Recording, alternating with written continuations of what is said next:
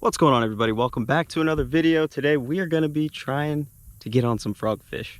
So you can see there's like a ton of grass behind me, and this body of water that I'm fishing is actually not terribly deep. So I think that the majority of these fish are probably taking cover up under the grass and any sort of cypress trees that they can really push up against. But there probably is a deep water bite somewhere, but I just feel with the cover that they have and the lack of deep water, they're probably going to be pushed up into the grass. So today we're going to be throwing a frog and a Texas rig around.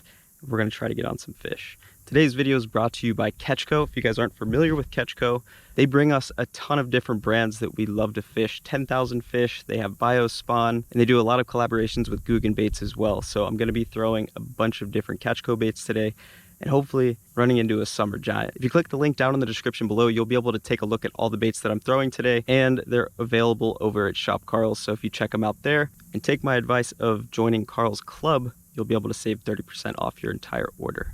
Make sure you click that link down in the description below. Huge thanks to Catchco for sponsoring this video. Let's go.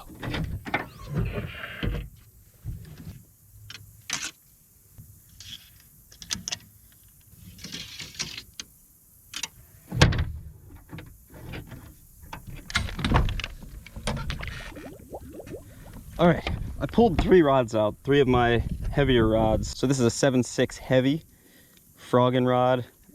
Fishing this with a high-speed gear ratio reel, 60-pound braid, and I've got the Guggen Squad and Catchco Filthy Poppin' Frog. This is a Dobbins 746, a little bit short for a frog rod for my liking. I really like a 7.6 rod for throwing the frog around. I find that when you make those really long bomb casts, if you already get bit at the end of that cast, it always helps to just have like a little bit longer rod. Same setup as far as reel and line goes, 60-pound braid, high-speed gear ratio reel. And last but not least, we've got a 7.6 medium heavy, one of my favorite rods to throw around. And on this, we have one of 10,000 Fish's new baits. This is a Zuki bug, real crazy crawl looking creature with wings and claws, craziness. I've got this rigged with a 1/2 ounce tungsten weight, pegged, and a flipping hook. I'm gonna really use this to focus on some of the holes in the grass and the edges, and if I find any lighter pieces, I can probably just punch right through it with the 1/2 ounce. It should be fun.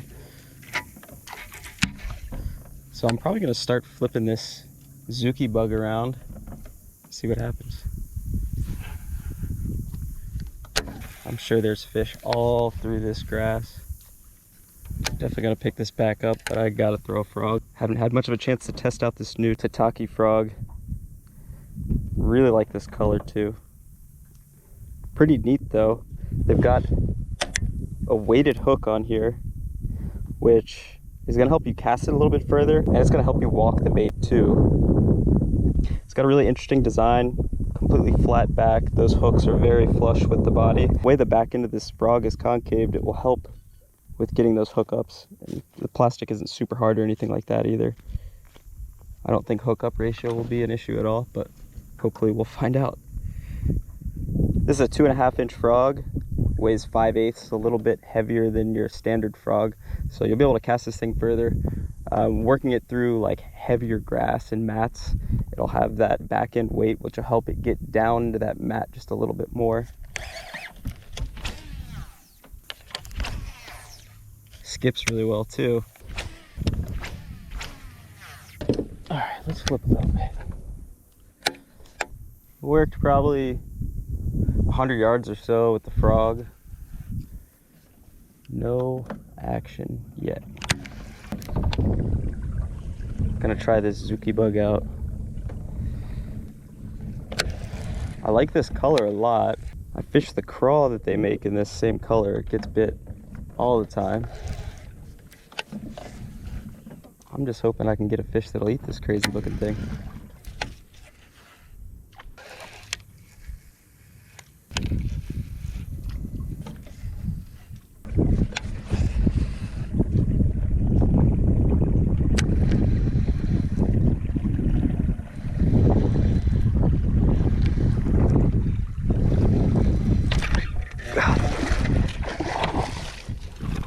That was awesome. Sweet. First fish of the day. Fish absolutely hammered it and was running off with it full speed. Decent fish. Let's see, buddy. Zuki bug, getting it done. Literally turned around, I fished a dock and decided, all right, I'm gonna start heading out of this creek, go find some more grass. Big goal for me today is just to like not get stuck in an area. Give myself 15 to 20 minutes every spot. And as soon as I turned around, I started working this grass line out, and that fish crushed it. I was working it pretty quick too. That is one crazy looking bait. I was getting a little worried that I might have to downsize to something a little smaller and without as many appendages. I will say working this through the grass is a little bit tough. If we're trying to punch it through some of the thicker areas, this has a hard time getting through because it has so many appendages and they're really big. But I mean, the way that fish ate it, I'm gonna keep tossing it around. All right, last cast here and we're moving.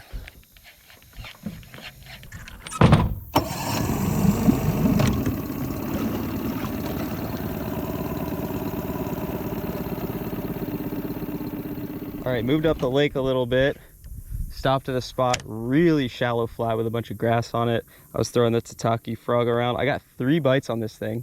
2 of them just rolled over on it. They never actually grabbed it.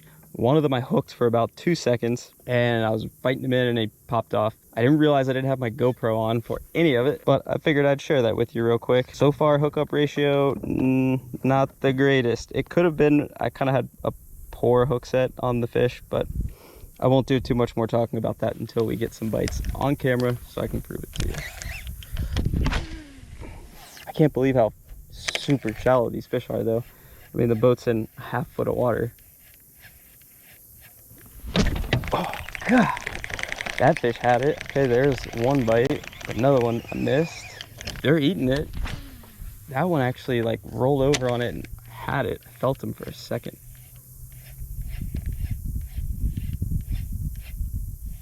I mean, they're pushed up into the bank on this shoreline grass. Could also be bowfin. They kind of have like a smaller mouth than a bass. I don't think that they eat the frog all the time. So I've had 3 bites exactly like that. Need some more fish. I've had like 5 bites, caught 1. Not good numbers.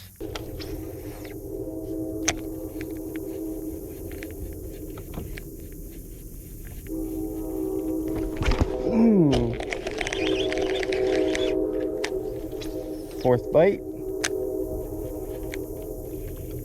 I might be just pulling the trigger a little too fast, but that one made the frog disappear. I was not gonna sit around and wait anymore.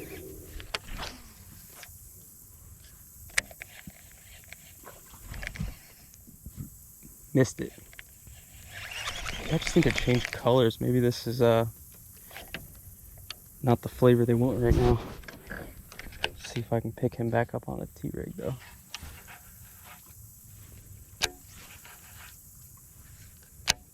Alright. Let's see if they'll hold on to this one.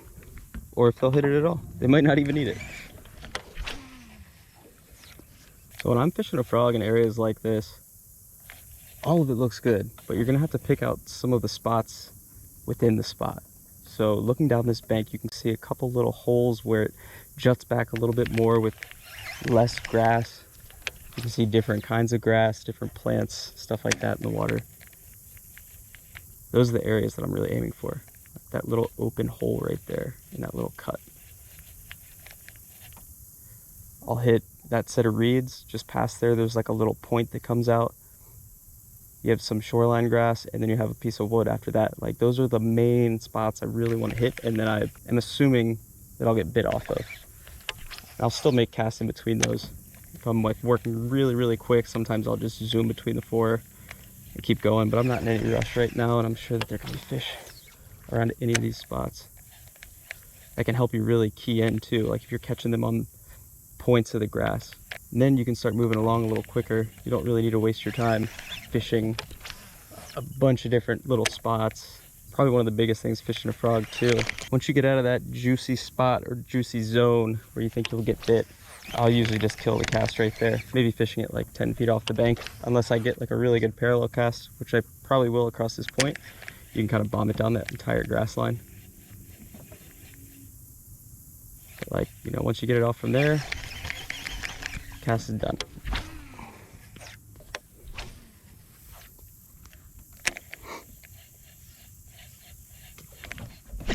Oh, come on. I know I gave that one some time because I was looking at the graph. Starting to wonder if they're not eating it at all, if they're eating it fully and I'm just not getting a good hookup on them. I don't know, this one has some teeth marks up all the way by the eye. Man.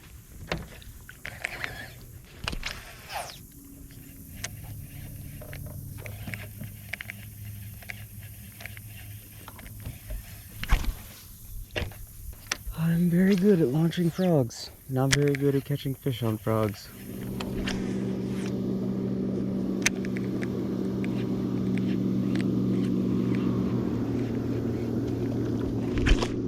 Oh my God! Hooked him for a couple seconds that time. Why? That one definitely had it, there's no doubt. I guess I suck.